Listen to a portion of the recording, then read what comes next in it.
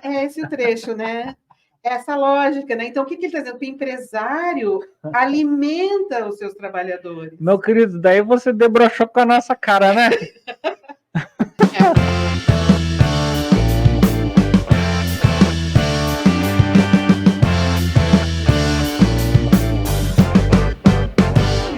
Então, eles estavam em silêncio enquanto elas falavam, mas eles não estavam ouvindo.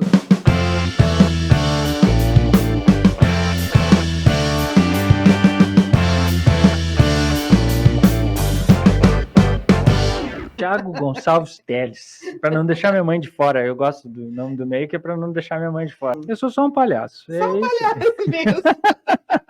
E que fez uma dissertação de mestrado na Universidade de Santa Maria sobre humor, sobre palhaçaria, sobre isso e tal. Então, nós criamos aqui para o nosso sábado à tarde um quadro que se chama Debroche. Sábado de estreia na sua Rádio Cultural. Na sua Rádio Cultural FM. Do programa Debroche. Vamos falar um pouquinho sobre o título do nosso quadro? Vamos. Debroche remete a deboche. Obviamente, tá na cara, né? Escancarado. E também a broche, que... Isso. Tem essa coisa do broche que a galera usa, assim, né? Como militância e tal, assim. Então, eu achei perfeito, que foi a união de duas coisas fantásticas, porque somos um palhaço panfletário. Um debroche. Então, a gente faz aqui debroches. A gente faz uma militância necessária, né? Uhum. Gente, existe hoje em dia uma fala, né, Tiago, assim, de que os militantes são chatos. Gente, militante não é chato, militante é necessário. Uhum. Imagina se não houvesse militância, a gente ainda está escravizando pessoas. Não, se todo mundo concordasse com tudo o tempo inteiro, não ia dar muito certo, né? Acho que a gente tem que estar sempre pensando, refletindo e vendo quais que são as lacunas que estão por aí nesse caminho. O que é preciso melhorar nesse capitalismo que não deu muito certo? Nada. Afinal. Então, a militância visa isso, né? Mas vocês ficam falando mal do capitalismo. Gente, eu moro num sistema capitalista, portanto, eu tenho que ter um olhar crítico sobre os problemas do meu mundo. Mas, Fernanda, já desenvolvendo o nosso assunto aqui, a partir dessa tua fala, eu acho que o grande problema é que as pessoas não entendem o que é de fato o capitalismo, né? O capitalismo, ele é um sistema exploratório, cara. Então, assim, se você acha que você que tem uma loja que vende broches é capitalista, você está muito enganado. Você não é um capitalista, você é um explorado pelo capitalismo. O capitalismo, ele prevê lucro, e o lucro só é conquistado a partir da exploração de força de trabalho. E veja bem, força de trabalho não é o trabalho. Não é o atendente que você paga. Não é o atendente que você paga. Eu estava ouvindo isso num canal que eu gosto muito de ouvir, que é da Rita Von Hunt. Já ouviu? Sim, claro. Fantástica Rita. E ela estava falando sobre essa diferença no meio de um vídeo dela, muito bom, aliás, que estava falando sobre socialismo e capitalismo e tal. E ela estava falando dessa diferença entre trabalho e força de trabalho. O capitalismo, ele surgiu quando se rompeu o trabalho e se gerou a força de trabalho. No trabalho, o artesão, ele cria o broche, a camiseta ou o sapato, e aquele material é dele. Se ele quiser, ele usa. Se ele quiser, ele vende. É dele, né? E aí, a partir disso, ele gera uma troca monetária. No capitalismo, não. Por causa da força de trabalho, você vende o seu tempo naquele trabalho. E todo o lucro gerado a partir daquele tempo de trabalho é do patrão, que é o dono da empresa. Então, o ponto de vista é bem diferente, né? Tipo, você fica numa fábrica trabalhando e nessa fábrica, se você for um fabricante de broches, você faz 1000 broches numa tarde. Nenhum desses broches são seus. Você vendeu aquele período de trabalho. E daqui a pouco aquele período de trabalho te rendeu R$300, né? Mas o quanto que o dono da fábrica vai gerar com aqueles 1000 broches que tu vendeu é R$1.500. E ele comprou a tua força de trabalho que foi transformada numa mercadoria. Isso. Então, assim como uma outra pessoa vai comprar os broches que tu fez, o dono do estabelecimento, né, o dono da fabriqueta, comprou a tua força de trabalho que virou mercadoria para ele. E ele está lucrando muito, às vezes 200, 300, 1000% em cima do teu trabalho. Então, na maioria das vezes, essa troca não é muito justa. E é essa que é a militância que a gente faz sobre o sistema capitalista, né? Para você entender sobre o que a gente está falando aqui. É sobre as desigualdades produzidas pelo sistema capitalista. Aliás... Lá vem, hein? Lá vem. Quando ela aponta o dedo assim para cima... Ô, meu pai! Ai, olha só, teve uma audiência pública agora no dia 31, se não me engano, ou 30, agora quarta-feira, tá?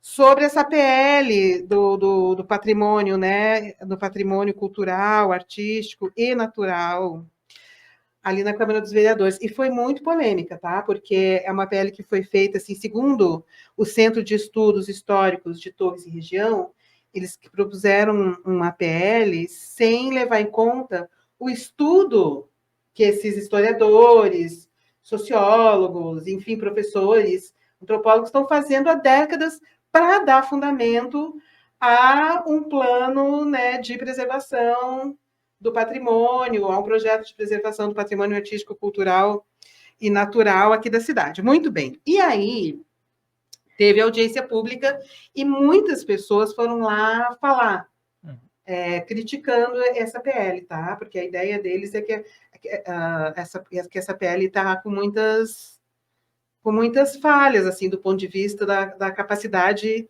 que ela terá, ou não, né, de fato, preservar o nosso patrimônio artístico, histórico, cultural, antropológico, arqueológico, né? Muito bem. Daí, inclusive, esse Centro de Estudos Históricos de Torres e Região, eles entraram com uma ação no Ministério Público contra esta PL. Mas eu fiz uns trechos de algumas coisas ali para conversar aqui no nosso debroche, para fazer o nosso debroche, né? E teve uma fala que apareceu lá que foi muito... contundente e emocionante, que foi a fala do nosso artista, do nosso geoartista, que é o Paulo França. Inclusive, eu vim com esse chapéuzinho hoje em homenagem a ele. Homenagem ao Paulo França. Eu tô fazendo um cover do Paulo França. Ele é irreproduzível, não tem imitação. A gente tem que fazer o cover certo, né? Se for para fazer um cover, que seja da pessoa certa. O Paulo França é o cara para se fazer o cover. E assim, e quando o Paulo, em algum momento lá, ele falou da questão da ideia de ladrão, né? Assim, muitas vezes, quando a gente está fazendo uma crítica ao capitalismo, que a gente fala de alguns... A gente está falando do capital, gente, não é o dono da padaria, tá? O capital é um lucro tão enorme que eles têm controle sobre os estados, sobre as nações, sobre as decisões políticas. Não é o pequeno comerciante. Quem estuda o capitalismo e faz a crítica da lógica do capitalismo não entende você e a sua lojinha como um capitalista. Nem que você tenha 4, 5, 10 casas de aluguel, você não é considerado capitalista, tá? Então, o capitalista é aquele cara que vai conversar com o ministro da Economia, entendeu? E tentar determinar, nesses grandes eventos internacionais, o rumo do planeta, sabe? É o cara que herdou de 2, 3 gerações muita coisa, se não de muito antes, né? E ele está simplesmente ganhando dinheiro porque está sentado numa cadeira atrás do escritório. Ele não tem força de trabalho nenhuma, ele está explorando a mão de obra de outras pessoas e levando lucro. Claro que essa e querendo decidir sobre isso, para os seus próprios interesses. Exato. Né? E às vezes as pessoas falam, a lógica do capitalismo é roubar, né? É o roubo. Então, que é um pouco isso que estava falando, que é esse roubo do tempo das pessoas, que não reverte no dinheiro equivalente produzido. Muito bem. Então, o Paulo, claro que às vezes quando a gente fala, o ladrão, as pessoas pensam que foi ali abrir uma carteira e tirou um negócio de dentro da carteira. Não. A gente diz que a lógica de exploração do capitalismo é o roubo. Então, não é uma coisa individual e pessoal. mas é uma coisa de todas as pessoas que estão envolvidas nesse modo de produção capitalista. Muito bem. Então, dito isso, uma grande introdução, o Paulo França, ele fez uma fala muito emocionante sobre da perspectiva que ele fala que ele faz marisqueirologia, né? Ele é um marisqueirólogo. E aí ele fez uma fala sobre a necessidade de impedir o que ele chama de grilagem da paisagem, com a construção das torres de concreto, que vai deixar a paisagem exclusiva para meia dúzia de pessoas e não para todos. Para a gente conversar um pouquinho sobre isso, tá? Vem, Paulinho, fala com a gente. Boa tarde a todos. A arte, geoarte, em volta do geomonumento, cultura popular, ela é matre, ancestral, vide o meu cordão umbilical. A gente, marisqueirologia, discernimento da zona de amortecimento para a zona onde a morte é o cimento. Cultura popular enxerga PL, plano legalizado, plano legalizado. A única borracha que resta ao aluno e ao professor sendo escondida para liberar o famigerado plano do plutocrata diretor. Diga não às torres de concreto. Ali é minha origem marisqueira e pescador, a gente gosta de falar. Grileiros e papaterras gostam de corruptos e logo após roubá-lo peva. Aplaudido. Foi muito aplaudido. Não tem como a gente não se manifestar contra esse famigerado plano diretor que vem grilar uma das mais belas paisagens de Torres e todo esse engodo que teve aqui nesse lugar, que o prefeito veio aqui entregar no dia de combate à poluição. Ele entregou aqui o plano diretor e malhou o único vereador que foi contra. Quase unanimidade. Por isso que eu sempre gosto de frisar, toda unanimidade é burra. Por isso que eu sou um cavalo marinho. Então, eles vêm doando as praças para os parças. Ele vem cortando as árvores que resistiram ao furacão Catarina. Eles vêm grilando a Praia da Cal, transformando ela em Praia do Cloacal. E agora vem grilar a Guarita, a Praia da Guarita, a Sentinela, o geomonumento, e dizendo que isso é progresso. Progresso de quem? Todos somos iguais perante a lei. Porém, o critério do desempate vai ser o cifrão. Até quando?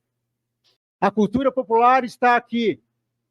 Espero que esse novo prefeito venha para isso, para nos chamar, conversar e travar esse grande egoísmo, esse retrocesso que é a grilagem da Guarita. Isso é muito sério. Uma paisagem como a Guarita, que só nós temos torres, e a África, a gente vai botar a torre de concreto em nome de progresso de quem? A natureza que se dane para que ladrões residam em Miami? Então, aí gerou uma polêmica lá, o secretário ficou ofendido, porque Miami, na verdade, é um símbolo, né? É o símbolo, assim, de destino daquelas pessoas que se deram bem na lógica do capitalismo, né? Sim. As pessoas que conquistaram sua passagem de ida até Miami, né? Ou que fazem compras lá uma vez por ano. Ou mais pobres, mas que, assim, o empregado, assalariado, mas que tem dinheiro para ir lá fazer a compra barata, em dólar, em Miami, né? Então, virou um símbolo, assim, de ou sucesso na lógica do capital, ou sucesso no sentido de ter um bom emprego, um salário bom o suficiente para ir para Miami e fazer uma comprinha lá de tecnologia barata. Então, fazendo uma ponte com quem mora aqui em Torres, é como pegar o carro e ir até o japonês comprar uns negócios no fim de semana, é tipo Exato. isso? Ah, tá. Debroche. Entendi como é que é. É o 25 de quem tem dinheiro. É o 25, 25 de Nádia, lá em São Paulo. Bom, mas olha só, quando ele fala isso, né, de um ladrão indo para Miami, ou quando ele fala assim da questão da corrupção, ele não está focando nenhum indivíduo especificamente, né? Ele está falando de um imaginário coletivo. De imaginário coletivo. Inclusive que os Estados Unidos, Miami é nos Estados Unidos e os Estados Unidos se coloca como líder da lógica do capitalismo, né? No mundial, né? É onde o capitalismo deu mais errado entre todos os países que existem no planeta Terra, né? Deu muito errado o capitalismo nos Estados Unidos. Né? Mas ele diz que ele quer convencer os outros de que deu certo. Tem muita pobreza nos Estados Unidos, o sistema de saúde lá é horrível, as pessoas ficam doentes e perdem tudo. O problema de racial é enorme, né? Então é bem forte isso, bem peculiar. Né? Bem que não deu certo o capitalismo nos Estados Unidos, né? Como não deu aqui pra gente. E aí, mas o secretário, ele ficou ofendido com essa fala do Paulo França, ele não entendeu essas metáforas genéricas. Então ele individualizou, sei lá. Tá? E aí ele fez o seguinte comentário, que é o que eu queria também conversar contigo. Ele, quando foi fazer a fala dele, depois da manifestação pública, ele disse o seguinte... olha só que interessante para a gente comentar. Secretário da Cultura e do Esporte. E para falar que a diferença de opiniões é que o Brasil ele cresce. Realmente, eu escutei com bastante atenção todas as reivindicações de vocês. A única coisa que eu sou obrigado a falar e não concordo é quando o empresário que alimenta diversas famílias aqui no município é chamado de ladrão. Isso é muito pesado. Né? Queria estar aqui, Léo lembrou mesmo, antes de... Não, peraí, então voltar lá. É curtinha mesmo, gente. Essa aqui, ó. Vou pôr de novo, que daí já entrou outra fala. E para falar que a diferença de opiniões é que o Brasil ele cresce. Realmente, eu escutei com bastante atenção todas as reivindicações de vocês. A única coisa que eu sou obrigado a falar e não concordo é quando o empresário que alimenta diversas famílias aqui no município é chamado de ladrão. Isso é muito pesado. Tá, aí, claro, é esse o trecho, né? Essa lógica, né? Então, o que ele está dizendo? Que o empresário alimenta os seus trabalhadores. Meu querido, daí você debrochou com a nossa cara, né? É um debroche, né? Debrochou com a nossa cara. Debrochou com a nossa cara, né, meu? Primeiro, eu acho que assim, ó, eu acho que o Paulo França, ele é tão simplesmente inteligente que é difícil de entender, às vezes, o que ele está falando. O buraco com ele é mais embaixo, entende? Tipo, eu acho que ele tem uma compreensão disso que ele está falando que é muito além do que essa outra pessoa pôde entender, né? Porque ele não está falando de uma coisa... Primeiro, é pessoal porque chega na casa, na porta de todo mundo, mas não é individual para uma pessoa que estava ali, né? Ele não está dando indiretinha para ninguém, né? Ele está falando de um imaginário coletivo. Exatamente. E aí eu acho que nessa discussão a gente sempre tem que parar e prestar atenção e voltar um pouco mais no tempo e na história para que a gente entenda o que está acontecendo. Porque primeiro falar que um empresário dá de comer para as famílias é mentira, porque quem acorda todo dia às 5 horas da manhã e vai trabalhar é aquele funcionário, é aquele pedreiro, é ele que gasta horas lá, e é sobre isso que a gente está falando no erro do sistema capitalista, né? Foi por isso que eu pensei em colocar esse trecho agora. Sabe? Então, tipo, essa pessoa, ela deixa de estar com a sua família, deixa de produzir para a sua própria família, para estar produzindo para um empresário que vai render muito em cima da mão de obra dessa pessoa. Então, isso é um grande equívoco. Desculpa, meu camarada, mas a gente não pode concordar com essa tua fala. Porque se a gente inverter a lógica, é o seguinte: o trabalhador está sustentando o empresário. Exatamente. Porque tem muitas pessoas trabalhando para que aquele empresário tenha uma boa vida. Bom, se o pedreiro não acordar cedo, não passar horas virando massa e empilhando os tijolos, não haverá prédio. Se não haver prédio, logo o empresário não poderá vender o prédio e não terá dinheiro. Então, como que é essa lógica vista desse ponto de vista? Não, é muito louco, porque daí eles pensam o quê? Que o empresário, então, é um ser meio angelical, que o dinheiro veio parar no bolso dele por assim um sopro divino que fez do barro o dinheiro, e aí ele, por bondade, resolve manter. Estamos debruxando, né? Estamos debruxando da Aí, parada, por né, cara? bondade, ele fala: eu vou distribuir este dinheiro para essas pessoas coitadas que não têm trabalho, eu vou inventar o trabalho Isso, para poder distribuir este dinheiro e alimentar essas pessoas. isso. Porque essa fala é tão ingênua que parece isso, né? Mas não é isso, né, gente? Parece não começa assim essa história, né? Parece que ele está fazendo um favor pro trabalhador, né? É. E não é, e não está. Não, e eu acho que é uma coisa O trabalhador que está trabalhando. E agora uma coisa interessante de a gente falar sobre isso, Fê, que é o seguinte: nós estamos falando de uma troca. Uma troca, ela existe quando ninguém está de favor para ninguém. O trabalhador não foi lá de graça. E o empresário não ofereceu o trabalho, entre aspas, ou aquela função de graça. Então, o empresário não é um ser bondoso que alimenta famílias. Não. Ele é um cara que contrata pessoas para obter o seu próprio sustento, Isso. por meio de uma coisa que se chama lucro. Em troca disso, ele paga um salário. Exatamente. Ele não é um ser, ele não é.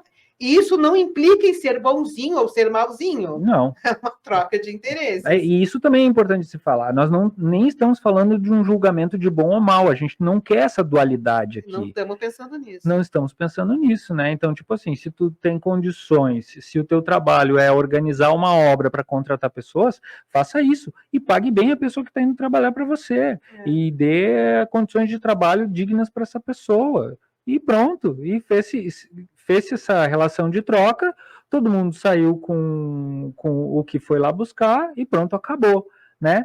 E a gente está falando de uma dignidade melhor de trabalho e dessa troca, né? Parar com esse papo de que o empresário está ajudando e salvando famílias. O empresário não está ajudando e salvando famílias. Quem está ajudando e salvando famílias é o trabalhador mesmo. Inclusive, a família do empresário ele está ajudando e salvando. Mas eu queria voltar um pouquinho antes nessa lógica aí para a gente entender um pouco essa questão de exploração, entende? Eu queria voltar um pouco nesse vídeo da Rita Von Hunt, que eu assisti, que estava falando sobre o capitalismo, porque tem em certo momento ela diz o seguinte: imaginem vocês que lá pelas tantas na história da humanidade, pessoas começaram a cercar territórios e espaços que não tinham donos até então, porque no feudalismo ou ainda antes disso, um campo era um campo, que era de todo mundo daquele condado, era o campo do condado. Se tu fosse lá buscar lenha nesse campo, tu não ia ser cobrado, porque tu pegou um pedaço de lenha no meio do mato. Existia uma terra comum. Existia uma terra comum. Para usufruto. Para usufruto. Ainda assim, tinha aquela pessoa que fazia camisas, sapatos e vendia esse produto. Mas ele não era cobrado por ir em busca da matéria-prima ou a matéria primordial para fazer esse material. Ele caçava um animal que era da floresta, né? E aí, desse animal, ele tirava a pele e fazia o sapato, né? Lá pelas tantas, na história da humanidade, alguém cercou um bosque e disse: agora esse bosque é meu. Se você quiser entrar aqui e pegar lenha, você vai ter que pagar tanto. Se você quiser entrar aqui e caçar um animal para fazer o seu sapato, você vai ter que pegar tanto. Só que veja bem, até então, isso não era de ninguém. Era do planeta Terra. Era do feudo geral, assim, sabe? Né? Aquelas pessoas que trabalhavam nas terras, elas tinham direito de pegar fruta, Exato. de criar ali o seu animal. Exato. Né? Se tu plantasse uma árvore de laranjas e colhesse aquelas laranjas e vendesse, aquelas laranjas eram tuas e tu vendia as laranjas daquela árvore. Hoje em dia, se tu for plantar num determinado terreno a árvore não é sua. A árvore é do dono do terreno. E daí você paga uma quantia para ele para poder vender as laranjas que você colheu da árvore. Ou seja, eu vou gastar mais, se não tudo, do valor que eu conquistar através das vendas das laranjas para pagar o aluguel daquele pedaço de chão. Então, quem é que está trabalhando? Quem é que está sustentando quem? Exatamente. Então, essa é a lógica que está invertida, sabe? Então, Não dá para dizer que uma pessoa que... E aí vou voltar na fala do Paulo, né? Uma pessoa que está se adonando de um espaço está fazendo uma coisa bacana para o espaço. Então, a gente não é grilado por ninguém. Espaço da humanidade. Aí aceitar que alguém vai lá e vai fazer um empreendimento imobiliário para lucrar em cima do trabalho, da força de trabalho de outras pessoas, se torna um absurdo. Se torna um absurdo. Ainda mais tendo a consciência da importância desse espaço geológico, né? Então, se a força de trabalho ela é mercadoria, quanto mais quantidade daquela mercadoria existe, mais barata a mercadoria fica. Então, se você cria uma sociedade que tem muitos desempregados, famintos e desesperados querendo o teu trabalho, isso barateia o preço do teu trabalho. Então, o capitalismo produz também pobreza, por causa da lógica da força do trabalho transformada em mercadoria. Porque quanto menos ele pagar pela força de trabalho, mais condição de lucro ele tem. Ele vai ganhar mais, exato.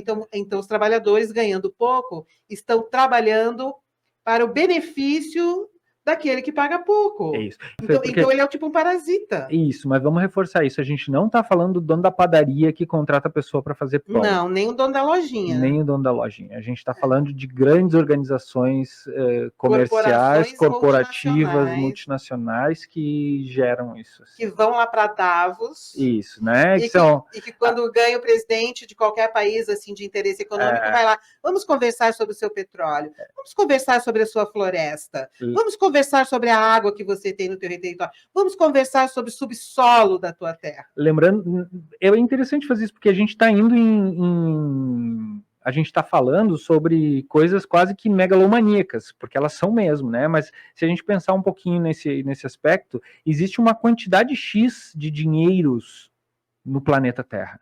Existe, e isso significa hoje em dia para nós a riqueza possível de se ter na nossa sociedade, né? Então, quem tem mais dinheiros é mais rico de quem tem menos dinheiros, né? Só que a maioria da quantidade de dinheiros que existe em todo o planeta Terra está na mão de poucas pessoas. 1% da população global. Então, a gente está falando de mais de 50% de dinheiros que existem em todo o planeta na mão de 1% da população global. E que tem bilhões, enquanto tem gente que passa fome. Exatamente. O capitalismo não deu certo. É sobre isso que a gente está falando, né? Então, não é a padaria. Não é a padaria, a gente não está querendo ofender ninguém. Aqui a gente está querendo desenvolver uma ideia... mais macro. Isso, sobre que tem a ver com grandes poderes do mundo. Pessoas que tomam decisões que alteram o destino do planeta. E também não estamos falando da sua empresa de engenharia pequena. Não. Me fez pensar numa outra coisa agora também, Fernanda, que tudo que a gente considera trabalho, que a gente coloca e emblematiza como trabalho, por exemplo, um arquiteto, um engenheiro, né, um padeiro, qualquer coisa, um médico. Uma médica. Tudo isso vem de um lugar que é um tanto quanto artístico, né? Porque o trabalho em si, ele tem a ver com a arte de saber fazer alguma coisa. Então, é a arte de tu saber lidar com uma construção. É a arte de tu saber lidar com os ingredientes para fazer um bom pão, né? Então, a gente não está falando dessas pessoas. A gente não está falando da arte do trabalho. A gente está falando de como essa arte foi organizada na lógica de produção capitalista. Isso. Que assim, foi boa para poucas pessoas. Se você é uma das poucas pessoas que é beneficiado por isso, sorte a sua. Mas você está tendo que morar num condomínio fechado, você está tendo que usar um carro blindado, entendeu? Tu tem medo de ir para o Rio de Janeiro ser assaltado. Ele está vivendo a liberdade dele, tá tudo bem. Aí pega o dinheirinho que tem, vai para a Europa e fala, nossa, como aqui é civilizado. Pois é, porque lá tem bem-estar social. Aliás, parêntese, vamos malhar um pouquinho agora também qualquer tipo de empresário, tá? A gente está falando, então mas, gente, se você é empresário, não fique chateado, porque aqui a gente está só fazendo um debrochezinho. Tá? Leva na esportiva, meu camarada, não leva pro coração, não. Não leva pro coração.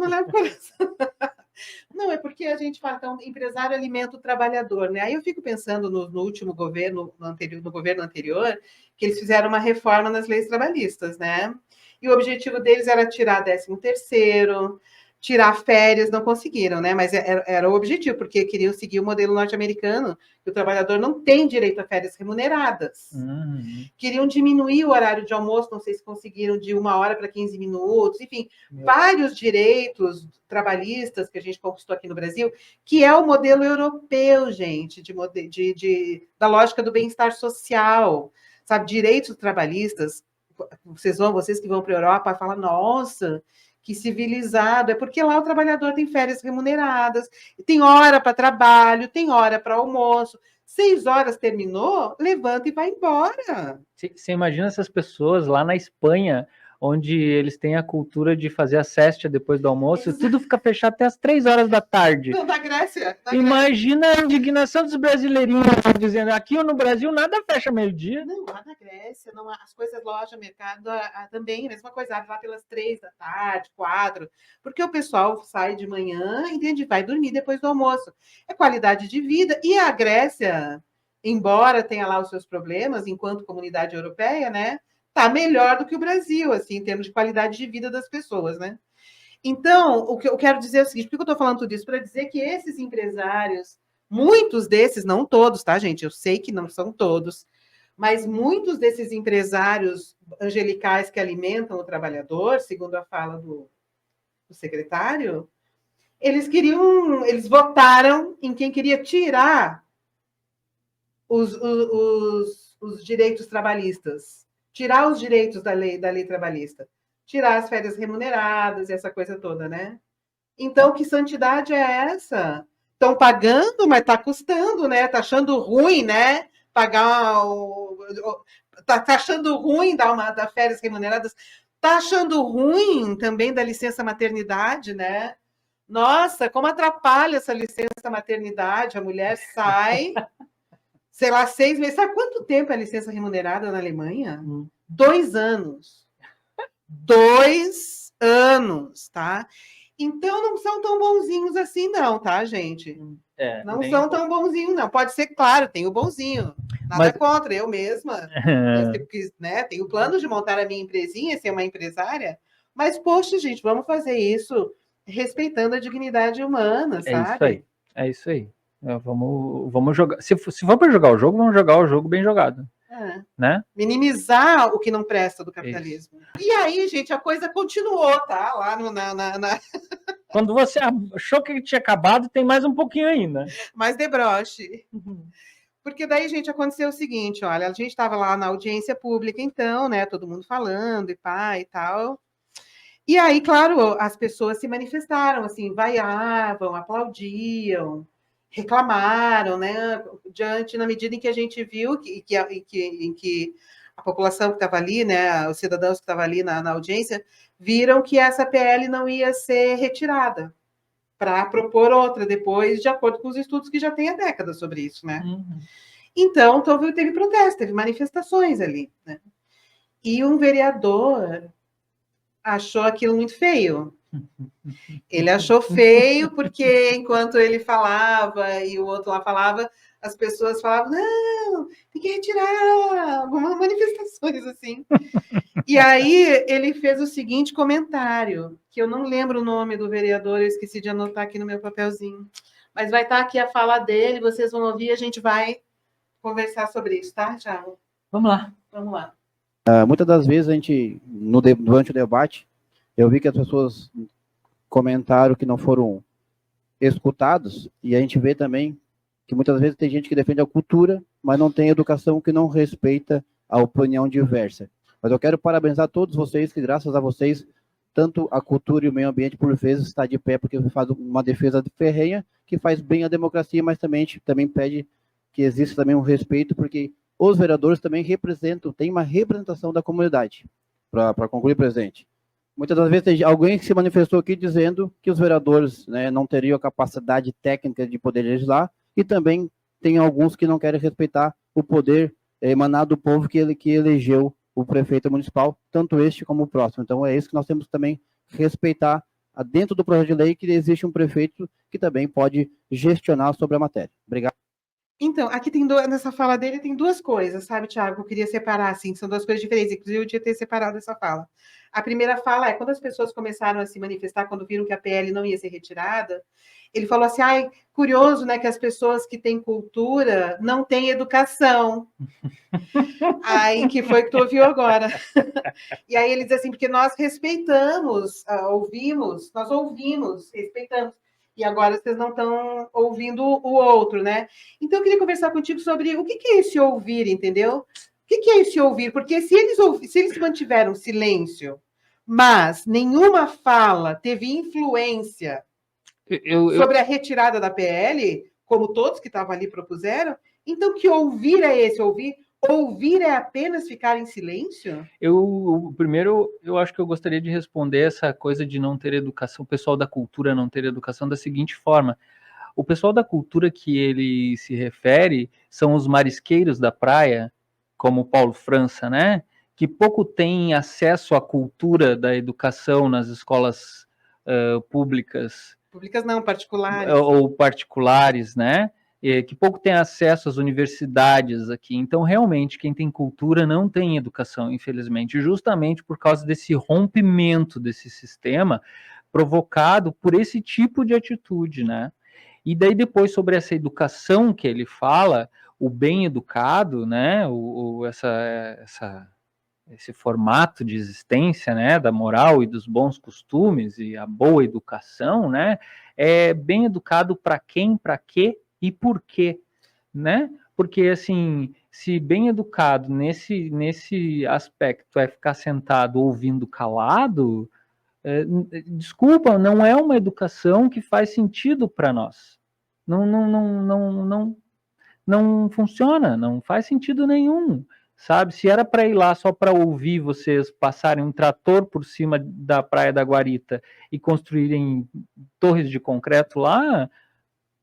Não, e uma PL sobre a preservação, assim, eles estão lutando, essas pessoas que estavam lá há muitas décadas, para que haja, sabe, uma lei de preservação do patrimônio artístico, cultural, natural, nananã.